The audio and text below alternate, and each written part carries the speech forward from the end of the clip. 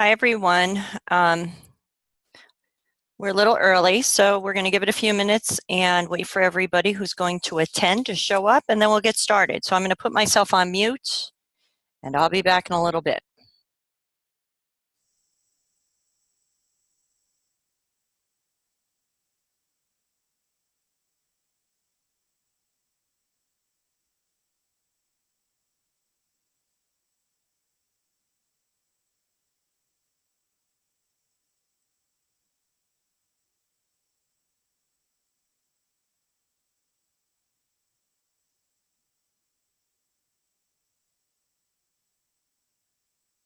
So I am not going to hold up this show any longer.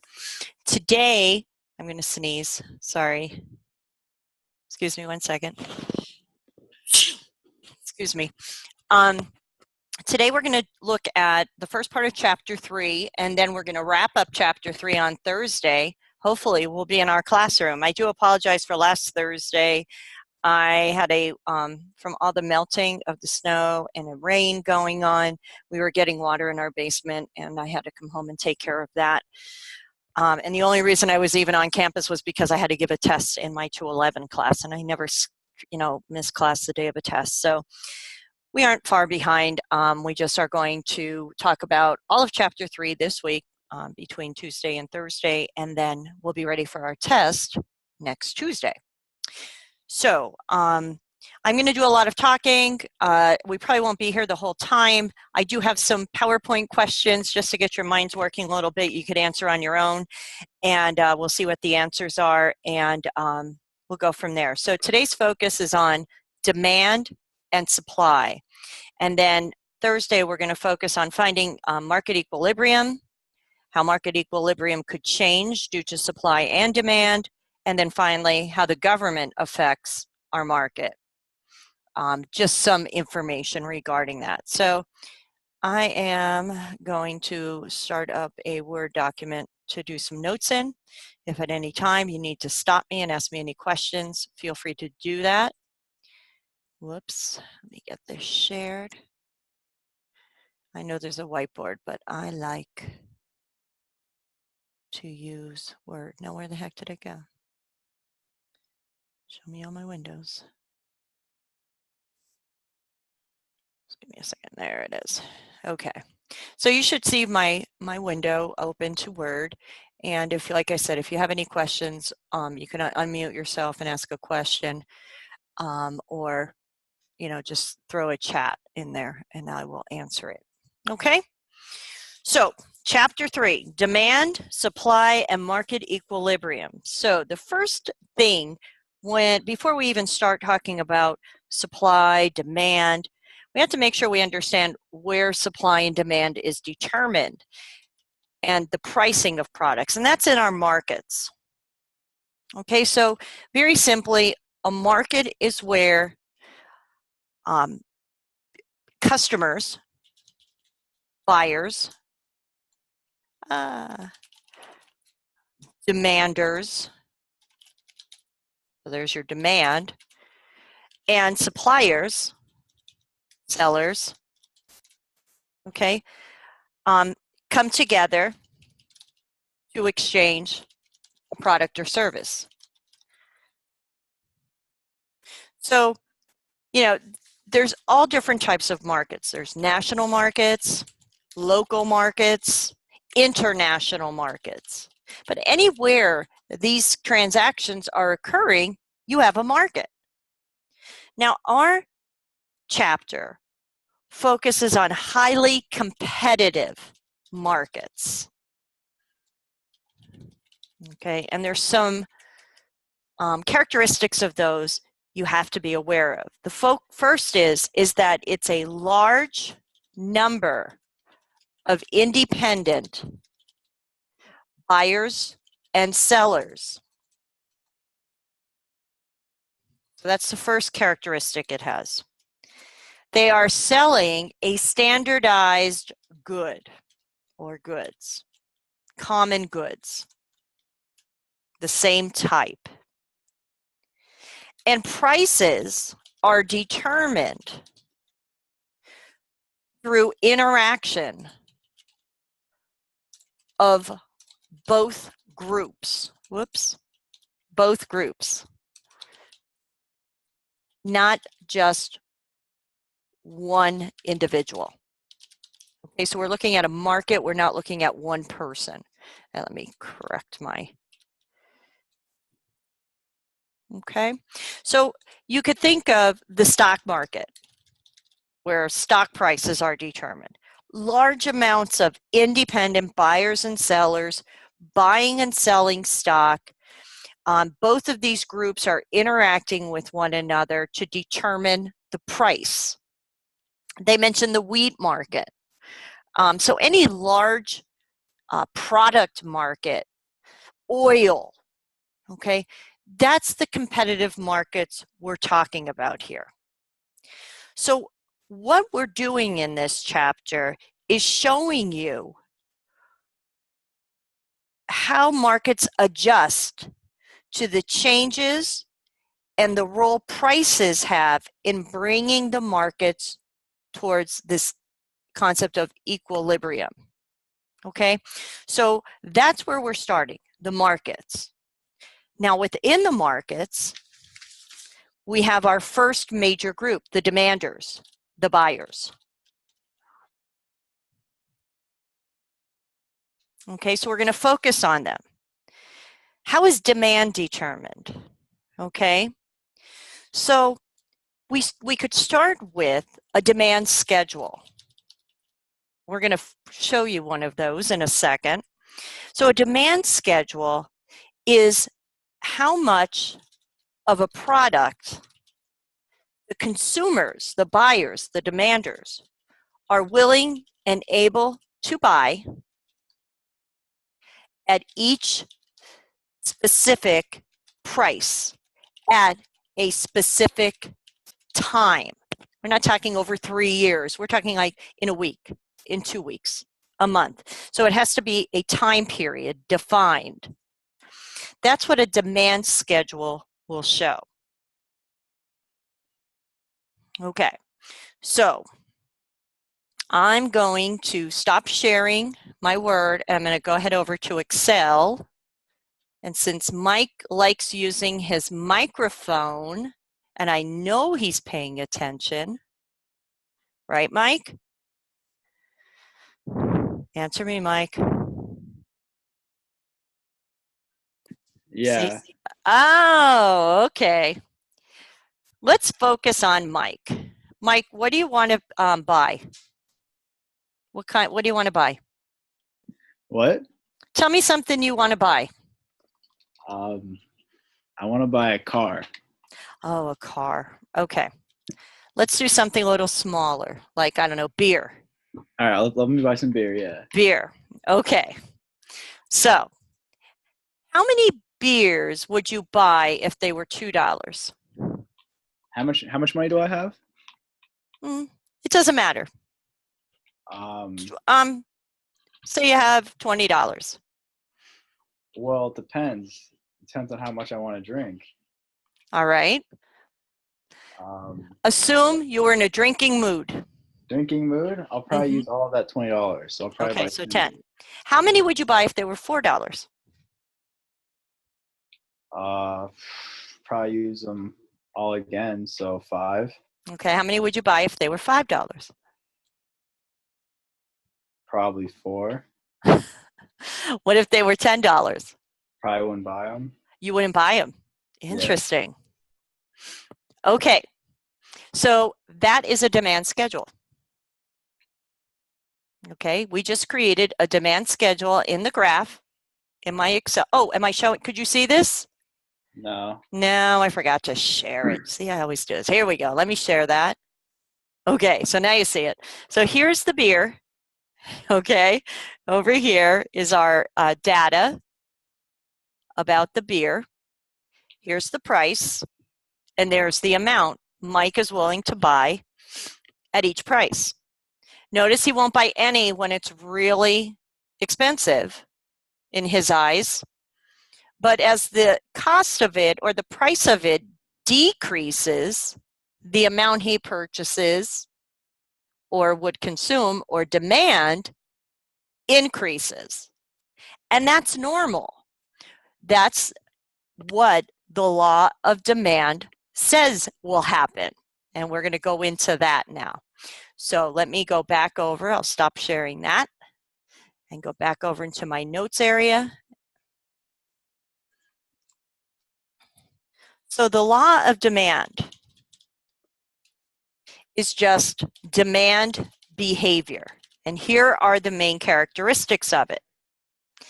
Everything else remaining the same. And we'll talk about those everything else's in a few seconds. Okay, so everything else remaining the same. Nothing else changes except the price. The quantity will fall as price rises.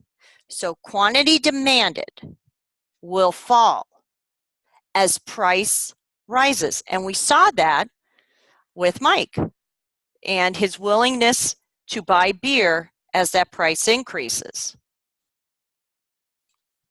So there's what we call an inverse relationship, the opposite or inverse relationship between price and quantity demanded. And that's very important to remember with demand.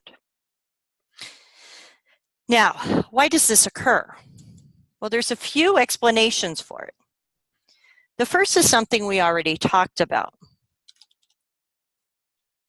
And it's what we call diminishing marginal utility.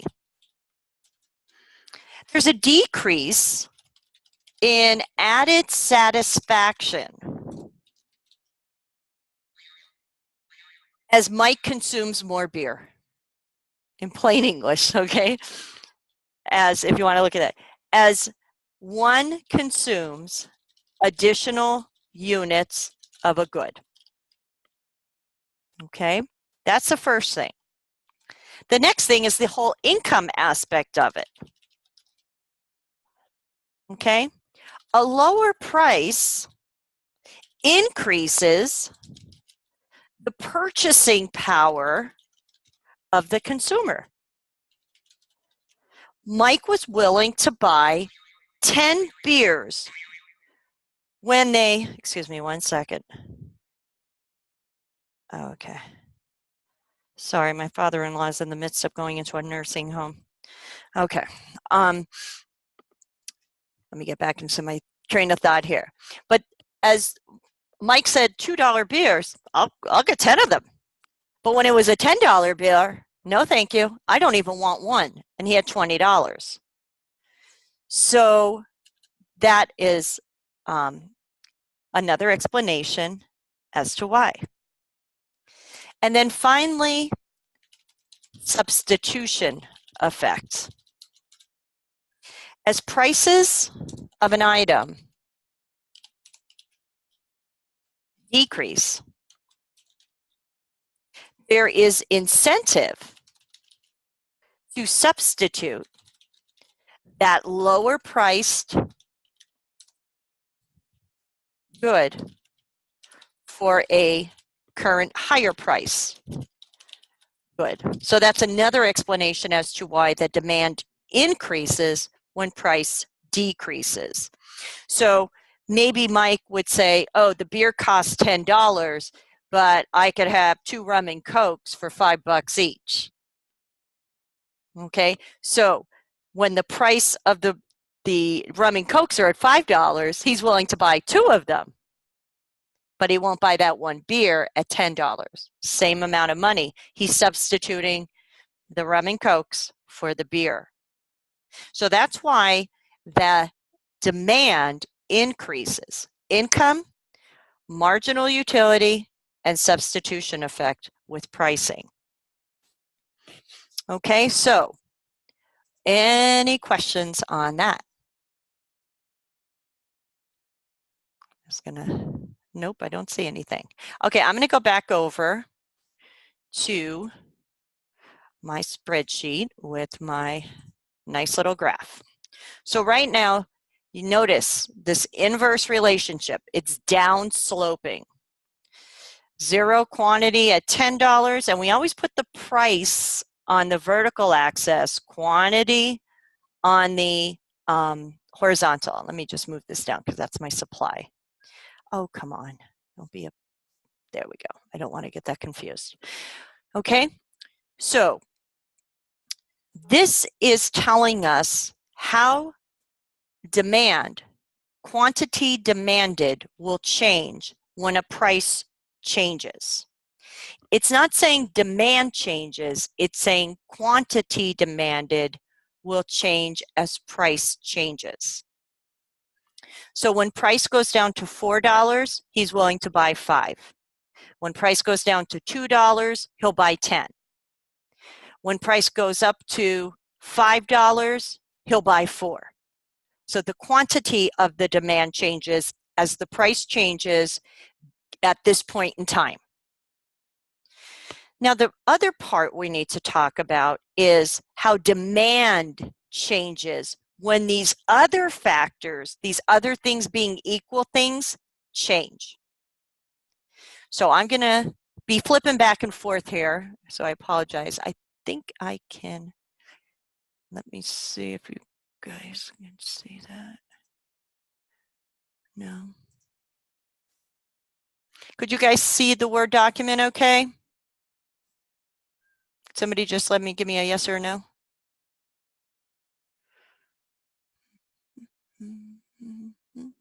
Thank you. Okay, cool. So I could flip back and forth between there. Thanks, Joe. Okay, so let's talk about these other things being equal.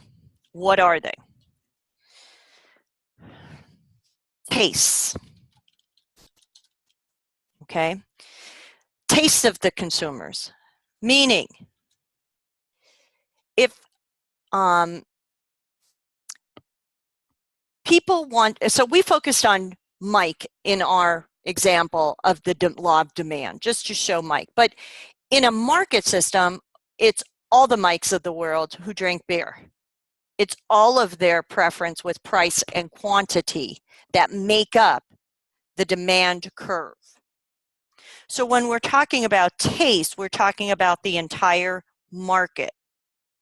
So if there's a favorable change, meaning people are interested more in beer now, they like it more, okay? There will be an overall increase in demand, not just because prices changed, but because taste changed. So our demand curve doesn't stay where it's at, it moves. So if I come back over, and I don't think I can, our demand curve would shift to the right. More would be demanded at different prices because taste changed. This is showing us taste remains constant. But if taste, everybody says, oh, I really like beer now, there'll be more demanded. So the curve will shift and people will buy more at a higher price. That whole line would shift to the right. If people start saying, I don't like beer anymore, we don't like that kind of beer, it's too watery, whatever. So the taste changes, then it'll go to the left and it'll go down. So there'll be more purchased at a lower price even than what currently is there. Okay, so favorable change, increase in demand, curve moves to the right. Unfavorable change, curve moves to the left. All right, another thing, the number of buyers changes. So this is before, when we looked at the demand curve with Mike as our example, we assumed there was a constant amount of buyers in the market. Well, what will happen to that demand curve if more buyers enter the market? Well, that will lead to an increase in demand again, and it moves the curve to the right of where it's currently at. Of course, fewer buyers will decrease the demand. Notice I'm not saying decrease the quantity demanded, decrease the entire demand and move the curve to the left.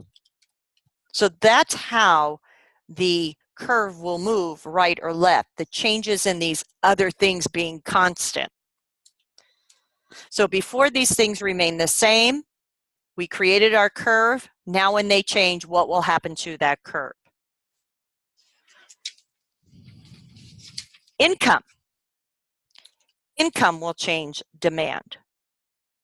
So of course, more income increases overall demand. If Mike had $50, if Mike and everybody else in the market had $50 for beer, they would buy more. He might even start buying it at $10 because of that increase in income. So the demand curve will move to the right. Of course, the opposite will happen. If income decreases, demand for this product will move the curve to the left.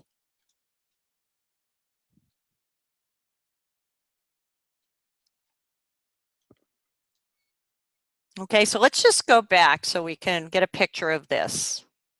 I'm going to go head back, and you could see the graphs in your book. But what we're saying here one more time is that taste, we already said, this whole entire line of demand would move off to the right, go up to the right, or if taste become unfavorable, they'll decrease.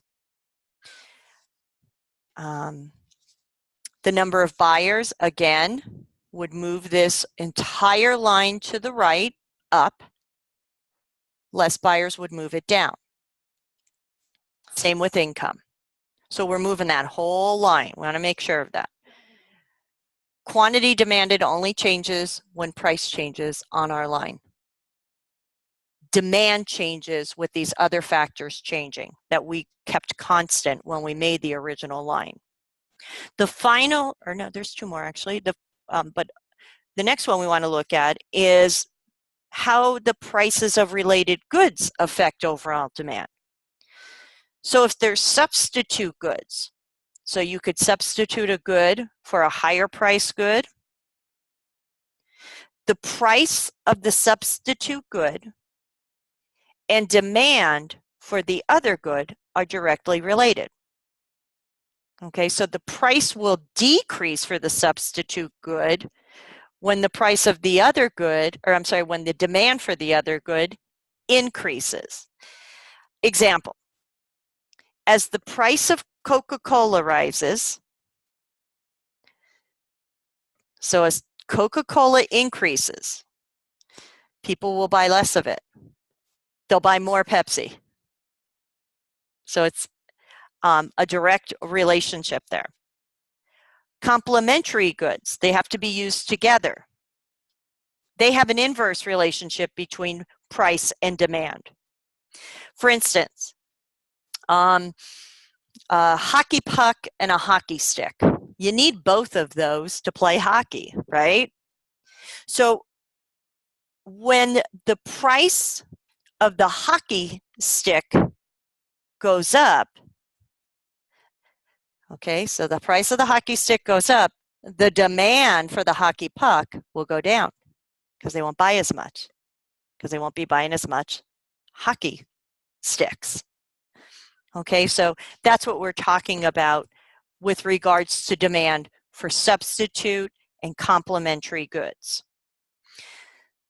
So let me go ahead back over. I should be putting this in some documents for you here so you have it. So again, substitute goods, i.e. Coke and Pepsi, I know not everybody who drinks Coke will drink Pepsi, but we'll pretend that people could drink either Coke or Pepsi. For me, it doesn't matter. Okay, so substitute goods are basically, you could put one in place of the other, right? So when the price of Pepsi increases, the demand for Coke, will increase. Because people don't want to buy the Pepsi at a higher price, they'll buy the Coke. So the demand for it will increase. So that'll show how Coke's demand will increase. Complementary, like the hockey puck and the hockey stick. Okay, so when the price of a hockey puck, increases, the demand for hockey sticks decrease. And that's because the demand for a hockey puck will decrease too. Okay, so they have an inverse relationship between price and demand. Finally, the last thing that could change the overall demand curve, where it's situated, is consumer expectations. Okay, so if a consumer views a price increase could occur, they may react and demand would increase now. Overall demand would increase. Okay, so if there's a, you buy oranges in Florida, okay, and you hear there's a huge ice storm coming, okay, you're going to go and buy, if you're into oranges, you're going to go and buy as many as you can because you know if there's an ice storm in Florida, there's not going to be as many oranges and the overall price will probably increase. So you react to that price increase now and go and get that product before the price increases. So that could move the demand curve away from where it's currently at. So these are the other things being equal things. If these things change, that demand curve will move. It won't change the quantity demanded at different prices. Are there any questions? Oh, sorry, I see. Okay, sorry about that, Joe. Okay. Let me pull my, could you guys see the Word right now? Joe, could you see the Word document? Or just Excel? Okay, let me, sorry about that. New share. Okay. All right, now you should see it. And those are my notes that I added in there.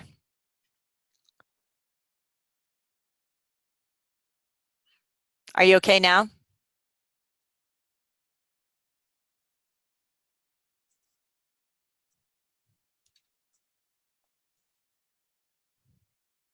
Awesome, thank you. Sorry about that. Still getting used to this. Sometimes it shares, sometimes it doesn't. And it says on my top of my screen that it's sharing, but can't trust that either. Okay, so let's take a time out here. Before we get into supply, I gotta let my dog out. I'm gonna have you look at a PowerPoint, one or two questions, and kind of like what we do in class, just to break it up a little bit. That's not the one I wanted to show you though. Let me get to it. See how you do with these. We're gonna focus on, come on, Lori. Market and demand. Okay, let me make sure that's it. Yeah, I don't want that one. Okay, so take a look at that. Take a few seconds. I'll give you a minute. Let my dog out. What is an example of a market? Be right back.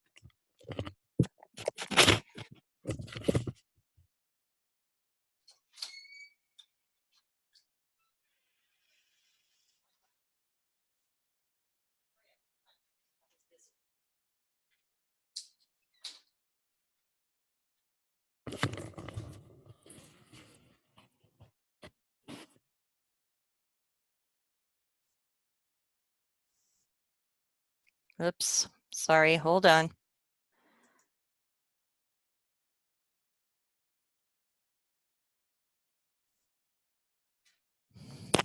Everybody see that okay? If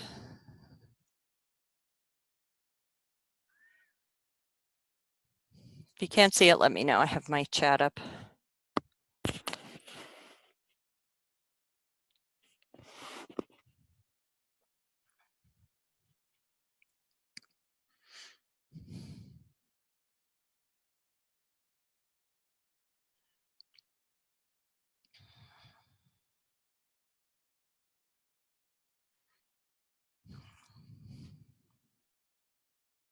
Okay, so which is an example of a market? Barter in prison, a brainstorming idea exchange, demanding and getting a bribe, paying ransom. The answer is, ding, ding, ding, A, barter in prison. You have demanders and you have suppliers exchanging items independently. Okay, so even though it says prison, it's still barter in prison. Brainstorming, idea exchange, no, they're not in a market in the sense of buying and selling, and they're just exchanging ideas. It's not a product or service exchange. Demanding and getting a bribe, definitely not. There's no free, independent, competitive item there, and paying ransom, no. Okay, so just a quick exercise on what is a market. Let me see if I want to do this one. Yeah, let's take a look at this one next. It's Target discovers that the amount of baby formula that it sells doubles when it lowers the price by 30%. So, A, baby formula was a complementary good. Remember, we just talked about that. The demand for baby formula increased. So that means overall the demand increased. Baby formula is an example of an inferior good. The demand curve for baby formula slopes downward. And this is very important. If you got this right, you got what I was saying before. I'll give you a minute.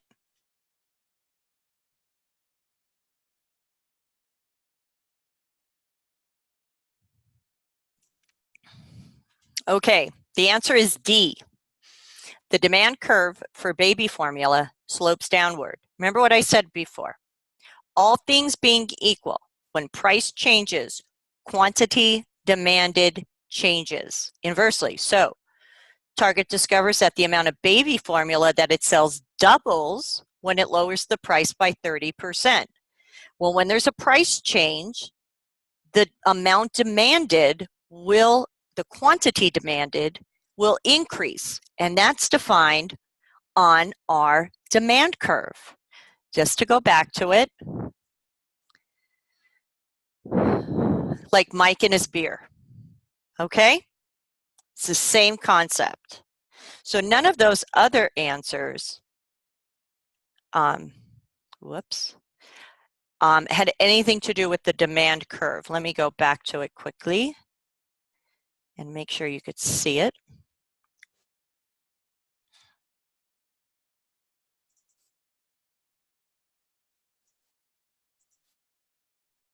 There it is. Okay, baby formula was a complementary good. Well, that has nothing, no. The demand for baby formula increased. No, it didn't. The quantity demanded increased. When it's a price change, the quantity demanded increases. Overall demand doesn't increase. Overall demand increases from those other factors we talked about: taste, income, substitute goods. Baby formula is an example of an inferior good. No, and there it is. The demand curve for baby formula slopes downward. Okay, so that concludes our discussion on demand. I'm going to take the next few minutes and talk about the other side, supply. okay? So supply, of course, shows the amounts of a product, such as beer. A producer, oops, is willing and able to produce and sell at each specific price in a series of prices during a specified time period. So you got to define it for a month, let's say. Okay, so very similar to what we did with demand, we could do the same thing with supply. And a supply schedule will show, it's basically a table, and I'll flip over to Excel in a second, that shows if beer is selling for $5, here's how much a supplier is willing to make and put into the market. Because you got to remember, they've got to make a profit. And they're looking at total cost to total revenue they will get. Now, let's take a look then. So I'm going to go and do my new share to Excel. Okay. So below Mike's demand schedule here, okay, let's see if I can raise that up. There we go. Here is a schedule showing supply. So when beer costs $10, the price of beer is $10 to consumer, the beer company, Yuengling, is willing to make 10 beers because if they could sell them for $10, that's a lot more profit. When it's $5, the selling price, the equilibrium price, if you want to look at it that way, $6. So we're not looking at how much it costs to make the beer. We're looking at how much they could sell them for. They'll make 6 of them. When they can only sell them at $4, they're only willing to make 3. When they can only sell them at $2, they're only willing to make 1, which is quite opposite from how Mike would demand. So when we graph this, it's a direct relationship, right? Lower price, lower amount produced. So there's your $2. We only have 1 being produced. Here's your $4. Here's your $4 one. 3 are only being produced. At $5, 6 are being produced. At $10, 10 are being produced. So this is our supply curve. Just like up here, this was our demand curve. This is our supply curve. So all things being equal, if price changes to $5, then only 6 beers will be produced. Okay, so you got to keep that in mind. Just like with demand, only a price change will change the amount being supplied on a supply curve. I'm going to go ahead over. Dylan, would you close that door, please? Sorry about that. Let me go back over to my Word document. So this is the law of supply. So producers will produce and sell more of a product at a higher price than at a lower price. So there's a direct, and I said that already, relationship between price and quantity supplied. As price increases, quantity supplied increases as well. As price decreases, quantity supplied decreases. In contrast to the demand, as price increases, quantity demanded decreases. So why does this happen? Well, products cost money to make. Okay, so a higher selling price will produce greater profits and increased supplies. Okay? So that's the explanation as to why it happens. Now, just like our demand curve could move to the right or to the left, so could our supply curve. So when we look at a supply curve, the only thing that will change the quantity supplied is price. The supply curve could move to the right or to the left due to changes in other determinants of supply. So let's talk about those. Just like the demand curve could move to the right or the left. What are these determinants? First one, resource prices. So overall costs, any costs that increases. So when a rise in resource price, overall cost occurs, it will cause a decrease in supply, or the supply curve will move to the left.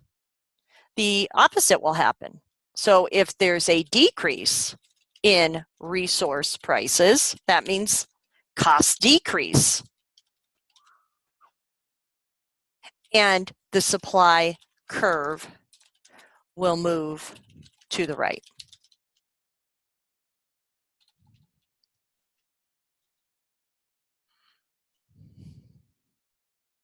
Okay? So they're willing to make more even when, they'll increase supply when the costs decrease, because they'll still be making good money, more money than they would have if the costs remained constant. Second, technology changes will affect supply. So improvements in technology create efficiency, and efficiency automatically creates lower cost. Okay, so it's all focused on lower cost, better production. So when technology, there's improvements, supply will increase, costs decrease. So there'll be a right shift, supply will increase, go to the right, if costs decrease. One reason could be if resource prices decreases, another one could be technology changes, making it more efficient. Here's another cost that could change your supply curve. Taxes and subsidies. If taxes if taxes increase, okay, guess what just happened again? Cost of production increases, you just decrease supply. So all three of these affect costs overall. So it depends on the item and if it increases costs or lower costs, but that's what the supplier is focused on. And that's what will change the amount, the overall supply of a good. If it's a subsidy, it usually means they're getting money from the government. So it could be a refund or rebate from the government. They're getting money then. So subsidies decrease overall costs, which will then increase supply. So you're focused on that cost element of the production. Another item that could affect overall supply are prices of related goods. So think about this.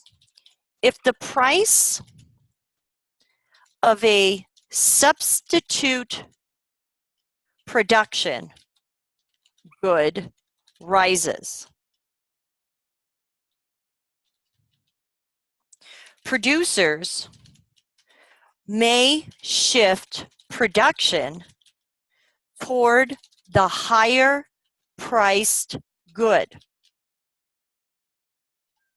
So let's say you have a production facility.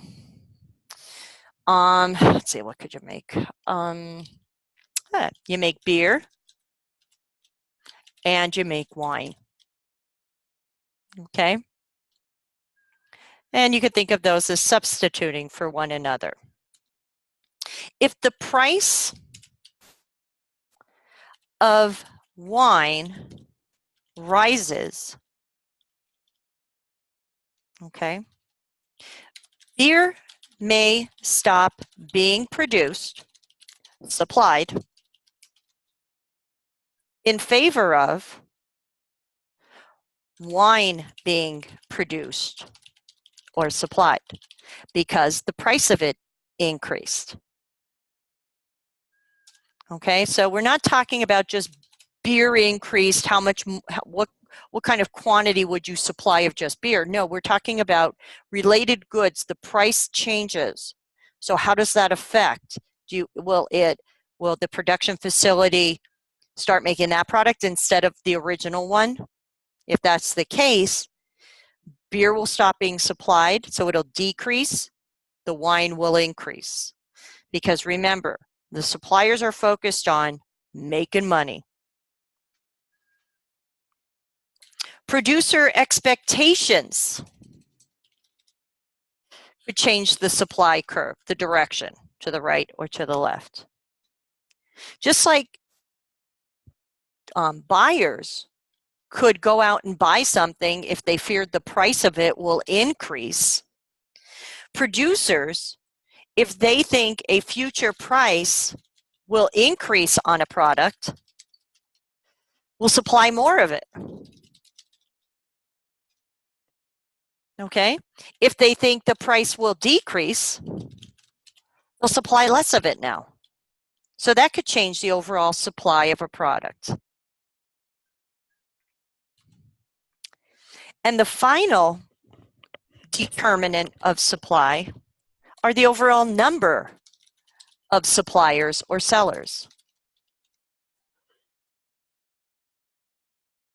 So just like anything else, the more suppliers you have, the more supply there will be. So if a lot of companies can make iPhones and they're selling for $700, $800, even more, then more suppliers are going to get into the market and make them. Okay, it's just because the self-interest of the company, the supplier, is to make profit. Profit comes when prices are higher. Okay, so once again, these determinants of supply, resource prices, technology, taxes and subsidies, prices of related goods, producer expectations, number of sellers, all of these items, I'm going to flip back over to my Excel, is not going to change from point to point here, but actually move our supply curve to the left or to the right, depending on what changes. Okay, so that is our discussion on supply. Before we finish off, of course, I have probably one more PowerPoint thing to look at. Let me make sure we're sharing this properly. Da, da, da. Okay.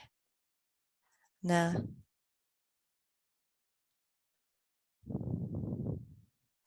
No.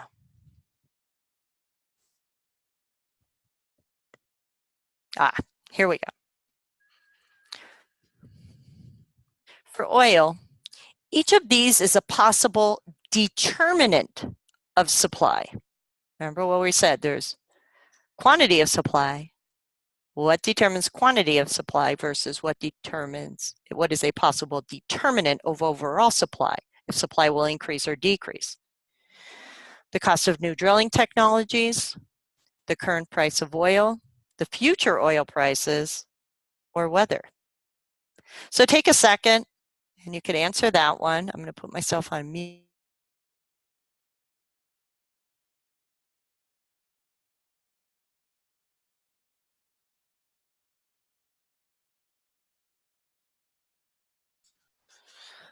Okay, guys, so what did you come up with? The actual, for each of these is a possible determinant of supply, except for B, the current price of oil. The price of oil determines the quantity supplied. It is not a determinant of supply. Remember, determinants of supplies are resource prices, technological changes like the cost of new drilling technologies, producers' expectations of future oil prices there,